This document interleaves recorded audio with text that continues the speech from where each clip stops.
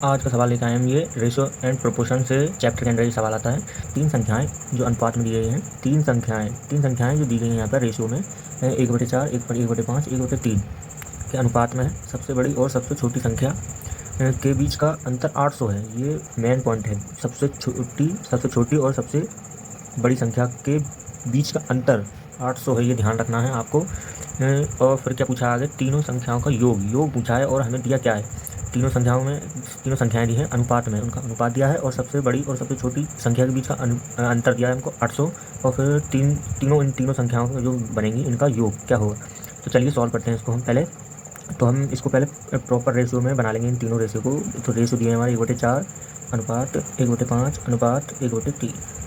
तो हमें क्या करना क्या है, इसको सिंपल रेशियो में कन्वर्ट करने के लिए इसमें क्या करते हैं, हम इन नीचे एलसीएम ले लेंगे इनका, जितना भी एलसीएम आएगा इनका उससे गुणा कर देंगे तीनों में, जिससे कि ये सिंपल रेशियो बन जाए, जिससे कि पॉइंटों में इसकी वैल्यू नहीं आए। तो हमें करना क्या है, इन तीनों का एलसीएम होगा 60, जिससे 60 से तीनों में गुणा कर देनी है। 60 से ये जाएगा 15 चौका 60, 15 बार जाएगा, और ये जाएगा 12 पंजे 60, और ये जाएगा 20 बार, 3 दूनी 6, 0 को 0। तो ये क्या हो गया, हमारा अनुपात बन गया हमारा नया 15, 12, 20। ये नया अनुपात आ गया हमारा। और इसमें सवाल में ही कहा गया है हमसे सबसे बड़ी और सबसे छोटी संख्या के बीच का अंतर हमें 800 दिया है, यानी कि सबसे बड़ी कौन सी है इसमें 20, सबसे छोटी दी है हमको 12 आई निकल के आई है हमारी।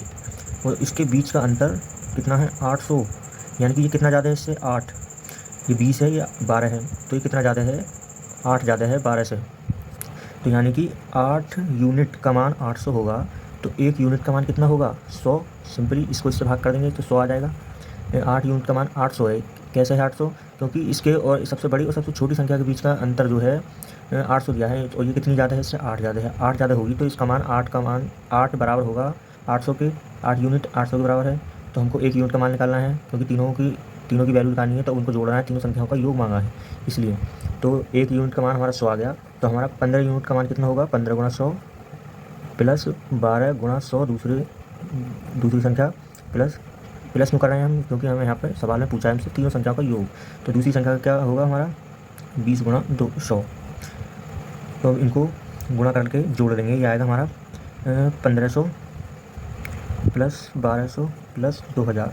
कितने होंगे 0 का 0, 0 का 0, और यहाँ से 2, 5 और 2 7, और ये हो जाएगा 2, 3 और 1 4, 4700 आंसर हो जाएगा सवाल का।